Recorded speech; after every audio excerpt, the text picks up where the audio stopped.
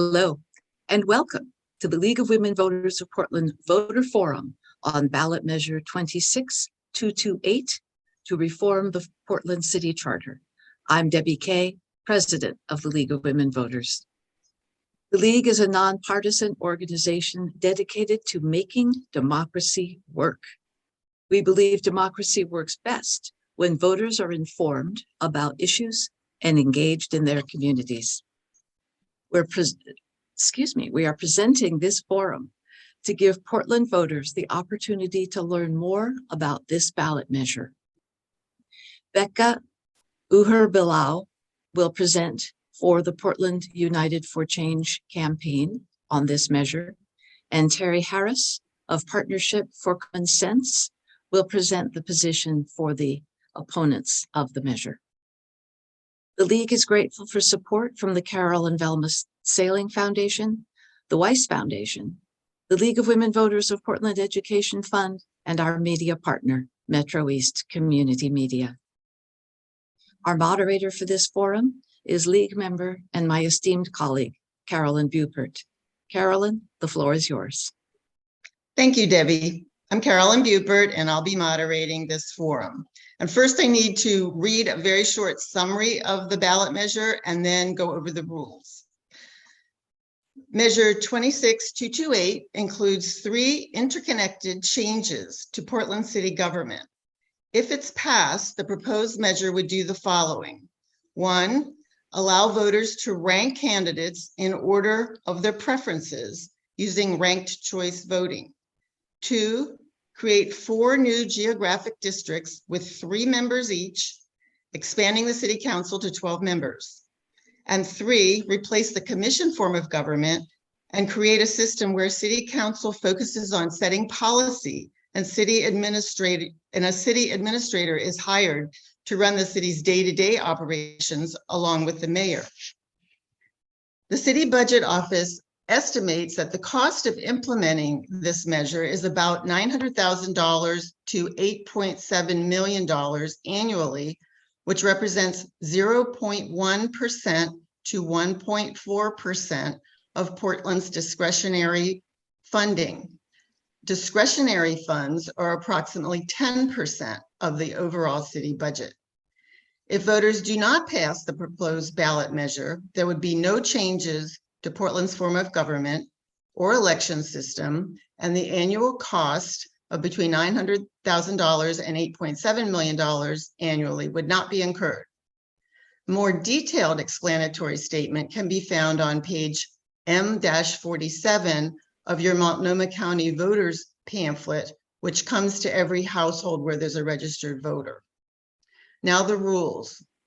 Under the voter forum rules agreed to by the representatives of each side for this event, each representative will give a 2-minute opening statement, followed by questions we have prepared, and then each will have a 2-minute closing. Each representative will have up to 90 seconds to answer each question. The representatives have previously agreed to these time rules, and the representatives have not been told which questions we're going to ask. Becca Uher-Bilal of Portland United for Change will present the positions for the proponents of the measure. Welcome, Ms. Uher-Bilal. And Terry Harris of Partnership for Common Sense Government will present the positions for the opponents of this measure. Welcome, Mr. Harris. Ms. Uher-Bilal will give the first opening statement. Please proceed, Ms. Uher-Bilal. Thank you so much, Carolyn. And thank you for having me, and thank you as always to the League for continuing to create these critical educational opportunities for voters. And speaking of opportunity, this November, Portlanders will have a chance to ensure that we have a more accountable, functional, and representative form of government for all Portlanders. Measure 26228 was built for and by Portlanders. The Charter Commission spent more than 18 months engaging thousands of Portlanders from all across the city, more than 1,000 hours of conversation with residents and experts, and diligently combing over and evaluating research and examples from other cities to build a measure that makes the best sense for us. Voting yes on this measure will give Portland voters more voice and more choice by allowing them to rank candidates in order of their preference. a process that is well tested and widely used all across the country, with voters who participate in ranked choice voting systems reporting that they both like the outcome better, as well as the process of casting a ballot. Cities that have switched to ranked choice voting have seen new voices run for office and city councils more reflective of the people they represent. It's helped more young people, candidates of color, women, first-time candidates, small business owners, and working class people get elected. Passing this measure means that for the first time in the history of our city, every neighborhood in Portland will have representation on city council. Creating geographic district representation with 3 council members representing each district will mean that our elected officials are more accountable and accessible to every resident. Portlanders will have more pathways to inform policy that they care about and gain access to city services. The measure will make Portland's government more effective and responsive through professional city management. It will build the infrastructure for our city to help the city meet challenges like public safety and homelessness. The last thing I would add is that we cannot afford to delay this reform. This is our one opportunity to pass meaningful change towards a brighter future for all Portlanders. Thank you. Mr. Harris, please proceed.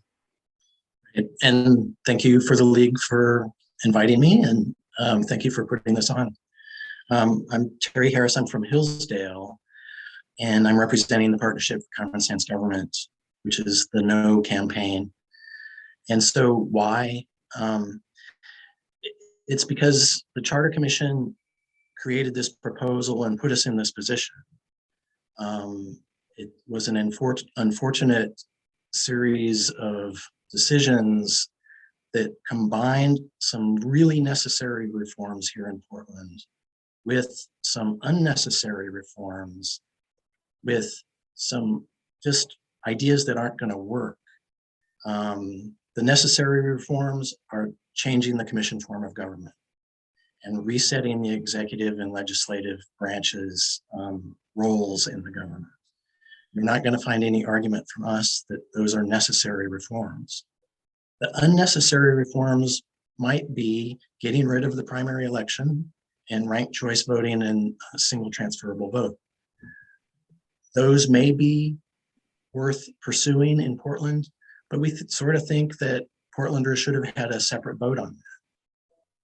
And then the ideas that won't work are the multi-member districts that are being proposed and the single transferable vote necessary to get them. And I'm sure we're going to talk about that later, but those are really problematic. And the reason I know is because I was on a charter commission in Baltimore, Maryland, the last city to have multi-member districts like this. And the charge to our commission was to get rid of them and replace them with something else. And so Baltimore replaced them with single member districts and never looked back.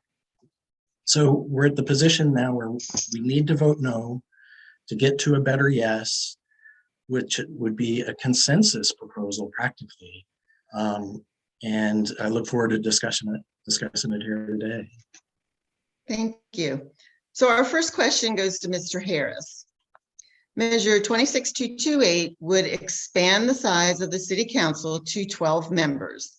Is this an appropriate number of city councilors for a city of Portland size, which is approximately 650,000 people? And explain your answer.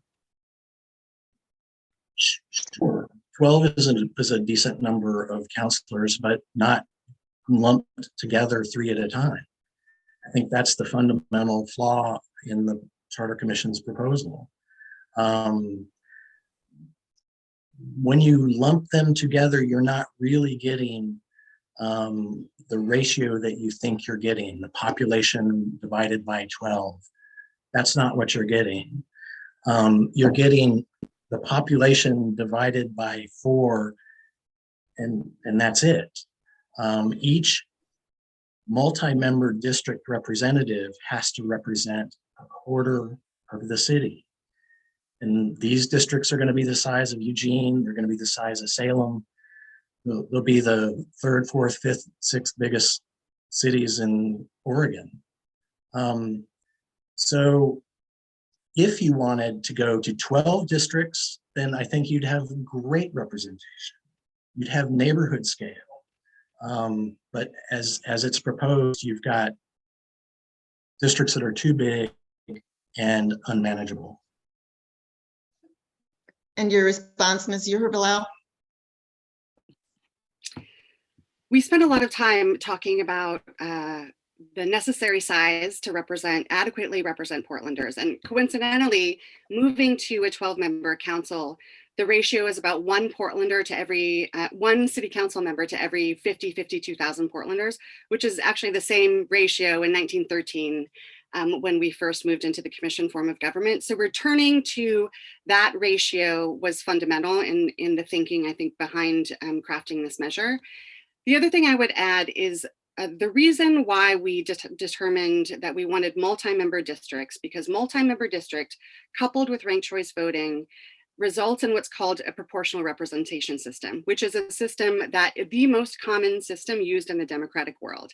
It is used in jurisdictions across the country, and it's used well. And what it essentially means is it's based on the premise that everyone deserves fair representation. And what it results in is that regardless of who you are, if you're a renter, if you're a homeowner, if you're a small business owner, you have a better chance of being represented effectively on council. Thank you. The next question goes to Ms. Uherbelau. Does measure 26228 achieve the appropriate balance of power between the mayor and the council? Yeah, thank you for that question. That was a months-long conversation for folks on the Charter Commission. We heard repeatedly from the thousands of Portlanders who engaged in our process that it was important to them to balance power between the mayor and the city council, while also at the same time giving the mayor and the city administrator enough authority over the day-to-day operations to ensure effective service delivery. And that's exactly what this measure does. A couple of ways in which it balances power. Obviously, the city council now becomes a legislative body, and the mayor, in partnership with the city administrator, is responsible for implementing policy and carrying out the day-to-day operations of the city. A couple of examples of decisions that the Charter Commission made to balance power. The mayor will recommend a city administrator, but that person needs to be confirmed by a simple majority of the city council. Again, it was one of these things to kind of buffer against any potential corruption between a city administrator and a mayor. Another really important decision around balance of power was that the mayor has a tie-breaking vote on council. They propose a budget, they can introduce legislation. Their role on council is limited to a tiebreaker vote. We decided not to give the mayor a veto for two reasons. One, concentration of power and wanting to balance power, and two, because Portlanders do not support a mayoral veto. Mr. Harris, your response? I think, mostly there's a good balance of power there. I think we would disagree with the veto. As it stands now, all of the power sort of sits with the council. There are appointments of and hiring and firing available to the mayor, but kind of like the presidential veto that we are aware of and how that checks the Congress, the council doesn't have a check really. And we think a veto would help check that power. And you can see that if the council passes a program that the mayor disagrees with, there's no negotiation anymore. The council has that power to implement or to pass that legislation. But a veto power would at least keep the mayor in the negotiation and not force the mayor into slow walking or ignoring the council or badly implementing the council's provision if he doesn't agree with it. So I think the veto solves more problems than it creates. And I think that would help truly balance the power of the council. Thank you both. The next question goes to Mr. Harris. Members of the current city council manage the city bureaus and that carry out the city's operations. What are the advantages and disadvantages of limiting the role of the city council to passing laws and addressing constituents' concerns. And this is an area where Becca and I are not going to disagree. I think getting council members out of the business of managing bureaus is a great idea. That frees them up to do policy and constituent service and things that aren't getting done as other cities have their council members doing that sort of work. And it allows professionalization of the bureaus. And a city manager will help coordinate and de-silo a lot of that problem that we have now. So there's no disagreement here that that needs to happen. Ms. Yerblau? Everyone who understands and has interacted with the city of Portland knows that we have to move away from the commission form of government to ensure that we have a city administrator in partnership with the mayor who can ensure that we can effectively deliver services to Portlanders so they can access them and we can become more functional. What I think is really important for folks to know is that this is our one chance to ensure that that change happens. This November is our opportunity to move to a more functional government, get the professional city administrator that we need and deserve, and remove the politics from bureau operations and ensure that Portlanders can access services. Thank you. The next question goes to Ms. Yerblau. Do you agree with the idea of having a professional city administrator manage the city's operations under the supervision of an elected official who would be the mayor?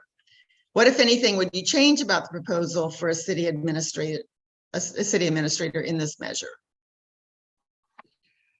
I do agree, and more importantly, whether or not I agree, having served on the Charter Commission, what we heard repeatedly is at the end of the day, Portlanders want to be able to hold an elected official accountable for function of the government and access to services. So it's very important that we ensure that the city administrator be responsible and accountable to an elected official, and in this case, the mayor, in this measure. But again, back to that balance of power. While the city administrator is responsible to the mayor, it does not disconnect them from their relationship with city council. The city council, again, has to confirm the city administrator. And I think that was we heard repeatedly from Portlanders that was a very important balance. Mr. Harris. Again, no disagreement on any of that here. The one disagreement I would have is that this would be the only chance to do it. There's an alternate proposal floating out there that I think we support, and it has these provisions in it without the provisions that are more problematic for us, and we can vote on that in May. So, it isn't necessary to vote for the bad stuff in this proposal to get to the good stuff that we can all agree on in May. Thank you both. The next question goes to Mr. Harris. Discuss the proposal for using ranked choice voting for single winner contests for mayor and auditor. Is this an improvement over the way we elect the mayor and the auditor now? And then why or why not? I don't know. And it would be interesting to have a longer discussion about that. I don't think Portlanders had a real choice in deciding whether to continue with a primary or not. There are other proposals out there in the world that might be an improvement over one single ranked choice voting single winner in November. Alaska is running different versions with a primary to narrow the candidates down to a number that people can focus on in November. That's not a bad idea. But under the alternate proposal that's been presented by Councilman Mapps, voters would get to decide that. And we could have a discussion about it and decide whether it's worth doing or not. I'm kind of ambivalent about it. I kind of like a primary to narrow it down so that people can focus in on things in November. I I just think that's not a bad system. Ms. Uberlau. Moving to ranked choice voting, whether it's for the mayor and the auditor or the city councilors who will represent geographic districts, is a really important move forward for Portlanders. One, it gets us away from the kind of current construction where we often have to kind of hold our nose or vote for the lesser of two evil because, you know, only one person is going to win. With ranked choice voting, voters get to rank folks in order of preference. Again, their ballot is going to look the same in terms of their opportunity to express a preference, whether it's the mayor, the auditor, or the city councilors. And as I referenced earlier, folks who have moved to ranked choice voting systems, there's 43 different jurisdictions across the country, report they not only like the outcome, like there's someone who represents them, they feel a connection to their elected official, they can hold their elected official accountable, but they actually like the process of filling out their ballot. So in terms of, you know, increasing participation in our democracy, the very fact that voters will enjoy voting, the act of voting more, just means that folks will be more engaged. And the one thing I'd say about the primary is that two things. One, it eliminates the cost associated with the primary. And moving to a general election means that more Portlanders get the opportunity to choose who represents them. There's only a small sliver of folks who end up casting a ballot in the primary, and they're making decisions for all of us. Thank you. You're listening to the Video Voters Forum, or you might be listening on podcast from the League of Women Voters of Portland. The next question goes to Ms. Uberlau. Please discuss the pros and cons of single-member districts and your understanding of why Measure 26228 does not use this approach to geographic districts. One of the desired outcomes that the Charter Commission came up with was ensuring increased opportunities for representation. Just so folks know, since 1995, 75% of the people who have served on the city council have been white men. We've only had 9 women in history of service in our city and only 5 people of color. Moving to multi-member districts ensures that more folks who haven't had a seat at the table have a chance of being elected to public office. And it ensures that Portlanders have someone who represents them and have someone that they have a connection with. Single member districts may work in some places, but they will not work in Portland for 2 fundamental reasons. One, we're just set up differently, right? I mean, there aren't big concentrations of any one constituency of voters, whether it's people of color or renters who live kind of close in, we're spread out. And so single member districts may lead to increased representation in cities that are more segregated, for example, but it does not lead to more and increased representation in Portland. The other thing that single member districts have done and show through extensive research is that single member districts have actually led to a decreased investment in things like affordable housing and transportation and infrastructure. Because they are so hyper-localized, because they are so siloed and folks are so focused on their individual neighborhood, then research has shown that has led to investments that benefit all of us, including the neighborhoods that single member districts represent. Mr. Harris. Well, here's the thing. Multi-member districts and single transferable vote will give you representation, maybe, in theory. What single member districts give you is accountability, because in a single member district, you have an up or down vote. You can vote yes or no. You can hold that person accountable for their specific individual performance as an incumbent office holder. You won't get that with multi-member districts. So for accountability purposes, single member districts are much better than multi-member districts. Then I would just say that Portlanders right now have one big multi-member district that is failing them badly. And what they're craving is neighborhood scale representation.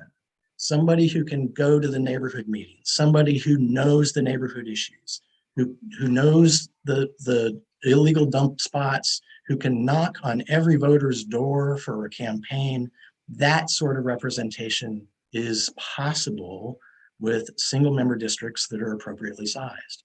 So this is fundamental to the no campaigns problem with this proposal. Thank you. So our next question goes to Mr. Harris. What are the advantages and disadvantages of using ranked choice voting for electing 3 counselors from each of 4 geographic districts? And it's kind of what I was just talking about. It's for accountability reasons. Single transferable vote using ranked choice voting in a multi-member district means fundamentally, in proportional representation, fundamentally, you have fewer votes to cast than there are positions that you're electing. So you're electing 3 positions to represent you in your big mega district in Portland, but you have one ballot to cast your vote. So accountability wise, you can't get at, you can't have an up or down vote on any of those 3 council members. It's not possible. So that's the biggest problem. The second biggest problem is the threshold that you will be using to elect council members is much lower because of the math. And what that also means, though, is the threshold to get rid of an incumbent is much, much higher. So I think you're going to end up with incumbent council members that are impossible to get rid of because you've made accountability voting much more difficult. Ms. Uher-Blau?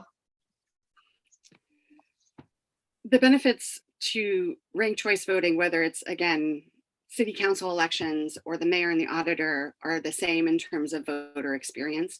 One, they enjoy the process of voting, so there's increased participation in our democracy. 2, they enjoy the outcome more, right? It provides more of an opportunity for folks, first-time office holders, women, small business owners who haven't had a chance to have a seat at the table in the past. So it provides that pathway. The other thing that ranked choice voting does, and we've seen this in conversations in jurisdictions who've moved to the system, is that it changes the nature of campaigns.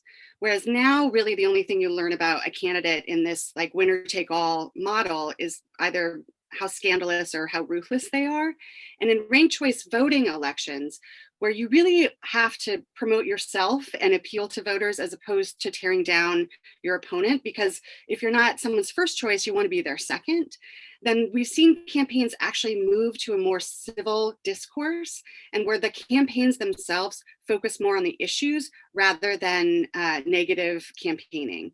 And what that means is from the very beginning, a voter has a connection to the person that they're electing and who will serve and represent them because they understand where they stand on the issue. Thank you both. The next question to Ms. Uher-Blau. Ranked choice voting is used in elections in the US and in other countries to elect governmental bodies. Please comment on your understanding of ranked choice voting experiences in other jurisdictions.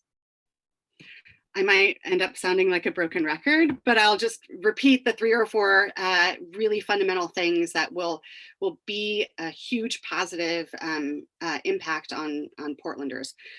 One is voters enjoy the process of voting better. They enjoy being able to cast a ballot. 2, they feel better represented as a result. They enjoy the outcome. So whether it's places like Cambridge, Massachusetts, or East Point, Michigan, or Palm Desert, California, where they're doing proportional representation, proportional ranked choice voting coupled with multi-member districts, the result and the reports from voters is the same. And we've also seen just recently 200 political science experts are urging Congress to adopt proportional representation to combat partisanship and gerrymandering, which is another problem that proportional representation solves. Ranked choice voting increases participation in our democracy. It increases the opportunity for folks to feel represented, and it increases the civil discourse in campaign. Mr. Harris. Well, I think, the question was experience elsewhere. And so there isn't much experience with ranked choice voting in multi-member districts in the United States at all. There is Cambridge, Massachusetts, which is an at-large jurisdiction that elects 9 council members. And a recent Oregonian article explained that it's like a menu with 9 meals on it. It's a bit of a free-for-all. That's the representation that you get. There isn't much else compare it in the United States. There's a lot of European cities that use it, but I've heard the Yes campaign talk about Dublin, Ireland, Glasgow, Scotland, but it's not the same. Dublin has 63 city council members. Glasgow has 85. Glasgow has 23 districts, 4 parties represented. Those are different than Portland. And so those comparisons are not apt. And I think it's untested in the United States, at least at this modern age. And it's not worth experimenting with, given the accountability problems that you get regardless. So. Our next question goes to Mr. Harris. What is your opinion on how responsive the City Council would be if elected as proposed by this measure? And what's the basis for your opinion? Again, I think the multi-member districts are just terribly weak for responsiveness. The districts are going to be too large so that council members won't have a decent understanding of a neighborhood scale to deliver constituent service. When Baltimore made the change, they went from 6 3-member districts to 14 single-member districts and never looked back. The representation got so much better, constituent service got so much better, responsiveness is what we're talking about, got so much better because council members can focus on constituent level, neighborhood level concerns.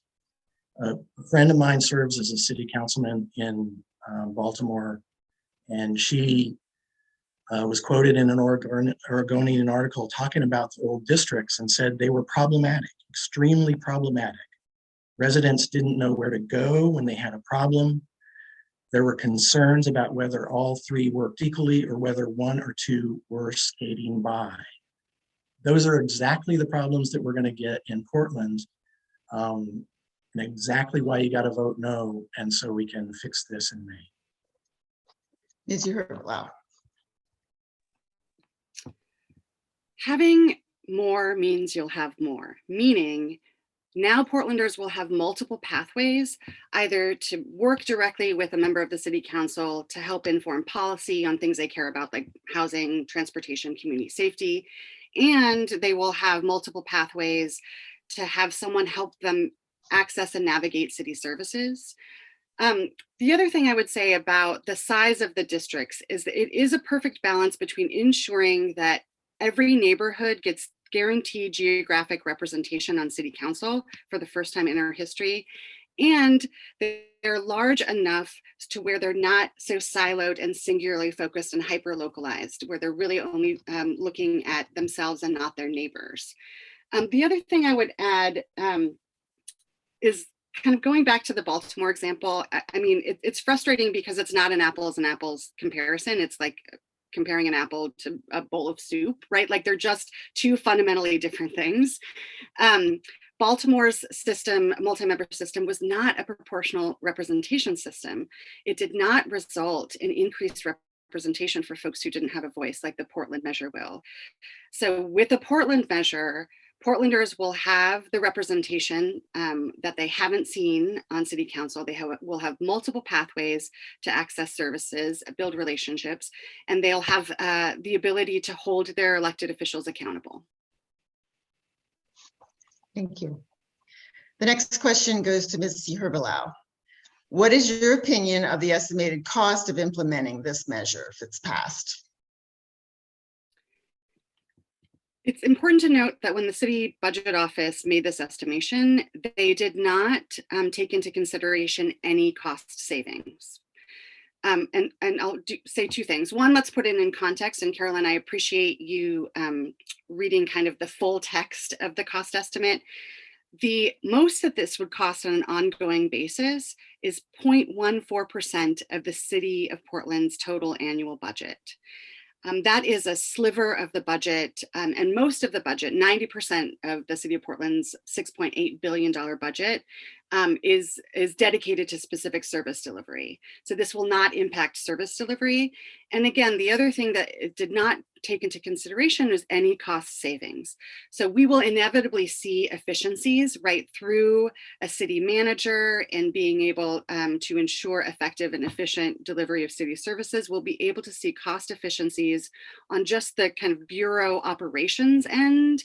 And we also don't know, and we can anticipate there'll be some cost savings on the city council end. The charter measure also creates an independent salary commission. Right now, city councilors and the mayor, they actually vote on their own salaries. So we wanted to remove it and make it an independent body that looks at what those salaries, and those salaries will change. Their job description will change. And so the estimate does not consider any cost savings. I will also say, the last thing I would say is the cost of doing nothing is so extreme. And this is, again, our one chance, once in a generation chance to. Thank you. It's Mr. Harris. I don't argue that change is going to cost something. We're going to change a lot of things in City Hall, either with the proposal that's on the table or the proposal that you can vote on in May. That it's going to cost something. I don't think we have a really good handle on it. We don't know how many staffers each individual council person will have. I don't know what the staff of the city manager is going to look like. The staff of the mayor, how is that going to be any different, more or less than it is now? Those are big numbers for staff salaries that I don't think we have a decent handle on. There may be efficiencies. There may be some additional costs if, depending on how many district level offices there are and where those are located and how those are staffed. So it's going to cost something. To think that we have it narrowed down to what is already a pretty big range, I'm skeptical at this point. But we'll acknowledge the costs. For our final question, we'll go to Mr. Harris first. How would you suggest that the voters analyze the decision of how to vote on this measure? Well, I guess we're suggesting that you should vote no. I mean, that's how you should analyze it. We think there's a lot of good here, but it doesn't need to be watered down or frustrated by things that are not going to work. And again, we're talking about the multi-member districts primarily. You want a choice on ranked choice voting. You want a choice about a better way to do districting. You've got to vote no. That's how you analyze it. Thank you. Ms. Herbelau. I would suggest three pathways. Forums like this are the first, right? Continue to engage in conversation and learning more about the impacts of the measure. The other two sources is one, the process itself. I mean, this was really an unprecedented process, 18 months, 1,000 hours.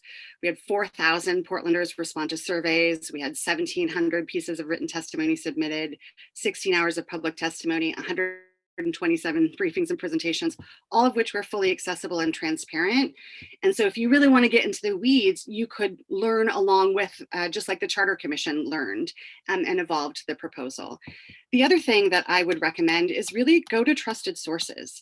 I mean, the Yes campaign, Portland United for Change, has over 50 trusted organizations who are recommending a yes vote. So go ask the food bank why they're a yes. Go ask the City Club why they're a yes, or the Latino Network, or the Coalition for Communities of Color, or read the Portland Tribune's editorial. I mean, go to your trusted sources.